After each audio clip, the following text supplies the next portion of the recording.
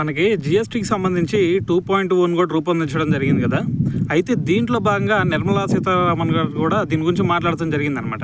అయితే దీని గురించి తన ఏమంటున్నారు అంటే, మరి 2.0 ఏదైతే తీసుకొచ్చామో, సో దీనివల్ల ఎవరైతే చిరు వ్యాపారులు వీళ్ళందరూ ఉంటారో వీళ్ళందరికి కూడా ఎటువంటి కన్ఫ్యూజన్ లేకుండా ఉండిద్ది. సో దీంతోపాటు మరి సామాన్య ప్రజలందరికీ కూడా మరి అధిక భారం పడకుండా ఈ 2.0 జిఎస్టీ అనేది మరి ఉపయోగపడుతుంది అని చెప్పేసి కొన్ని స్టేట్మెంట్లు ఇచ్చి తను ఏమంటున్నారు అంటే, మరి వన్ నేషన్ వన్ ట్యాక్స్ గురించి కూడా మాట్లాడటం జరిగింది. అయితే దాని గురించి మరి నిర్మలా సీతారామన్ గారు చెప్తుంది ఒకటే, అదేంది, ఇప్పుడు వన్ నేషన్ వన్ ట్యాక్స్ కనుక మన దేశంలో తీసుకురావాలంటే మన ఆర్థిక వ్యవస్థ ఫస్ట్ మనం చూసుకోవాలి. మరి ఆర్థిక వ్యవస్థ చూస్తూ ఉంటేనేమో కొంచెం వైవిధ్యకరంగా ఉంది. మరి ఇటువంటి పరిస్థితుల్లో మనం ఇది చిన్న చెప్పుల నుంచి దాని తర్వాత బెంజ్ కార్ల వరకు ఒకే ట్యాక్స్ మనం ఎలా వేయగలం? సో వేసే సిచ్యువేషన్ మనకి లేదు కదా.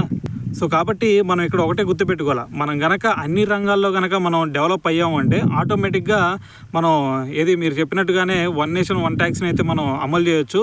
సో దీంట్లో భాగంగానే నెక్స్ట్ ఏది జిఎస్టీ 3.0 కూడా తీసుకొస్తామని చెప్పేసి ఒక చిన్న హింట్ అయితే ఇవ్వడం జరిగిందనమాట.